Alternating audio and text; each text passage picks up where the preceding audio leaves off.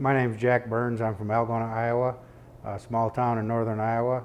I got into the insurance business in the late 80s. I got in it for the reason that I actually thought whole life insurance was the villain. I thought it was a terrible investment. I read a lot back in those days, and I read Wealth Without Risk and A.L. Williams, which started the Buy Term and Invest the Difference rage. And I read those books, and they made perfect sense to me, and I thought, well, anybody that would buy permanent life insurance has got to be an idiot. I struggled mightily for the first few years, as most agents do, and I felt like I needed some education that would help me become better at what I do.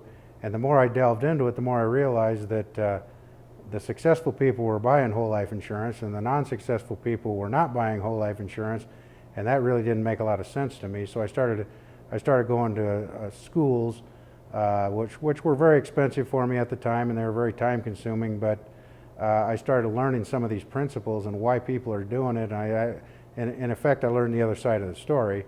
And so I went from becoming someone who thought whole life insurance was the worst thing you can do to the exact opposite end of the spectrum. I started to build a business, and business was going very well for me, and I had built an agency in eastern Iowa, and I had a bunch of guys working for me, and I had some of the greatest guys in the world working for me, and we built a business that was number one in our company in the nation for the last 5 years I was in the business. And one day my dad called and asked me if I'd come home and help with the family business. He had become sick at the time, and it was a very tough decision for me at the time. But I had some young kids. The idea of raising my kids around my parents and aunts and uncles, or their aunts and uncles, and being somewhere where people were looking out for us appealed to me. I didn't really know the construction business. I didn't ever plan on being in the construction business, but an opportunity to work with my dad and my brother was too much to pass up. So I don't remember what year it was, but about 15 years ago I came back, and we were in the construction business, fertilizer storage facilities. It had been a family business since 1958, and we were able to grow it into a pretty significant business. Dad passed away, and my brother and I, along with some very great employees that were the best in the business, were able to build up a very reputable and successful business. In September of 2015, we sold the company to a private equity firm. It was a very difficult decision to make, but it was one that we feel was best for us and our family.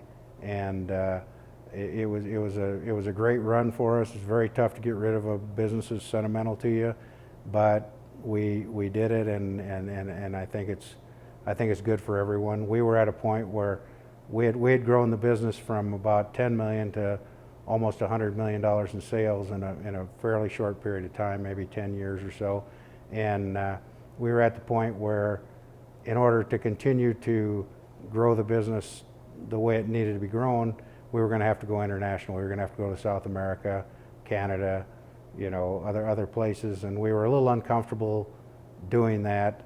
And so the private equity firm that bought us is better equipped with the resources to do that, and I think it's a good decision. It gave us an opportunity to have some of the guys that were instrumental in us building the business.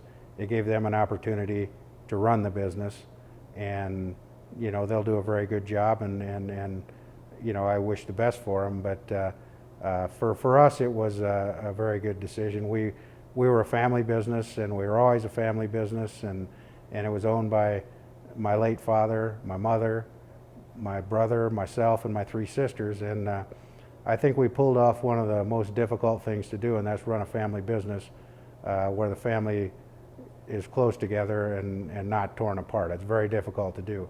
And the way we did it was everyone was treated fairly. I mean, my brother and I worked in the company.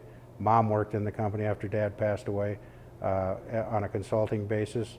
But my three sisters owned as much of the company as we did. and we received our salaries, but every time that we received a dividend, they received a dividend. We never took a dollar out of the company without everybody taking it fairly, and everybody felt good about it. When we sold the company, the money was distributed proportionately to the ownership, so we all got the same, other than Mom got quite a bit more than we did. But you know, it was a situation where we were fortunate enough where 6 families were able to be put in a pretty good position by the sale of the company, and nobody has any hard feelings, nobody's bitter, nobody has any animosity, and we're as close now as the day we started. And I'm probably more proud of that than I am the success of the business, because at the end of the day, that's the important thing.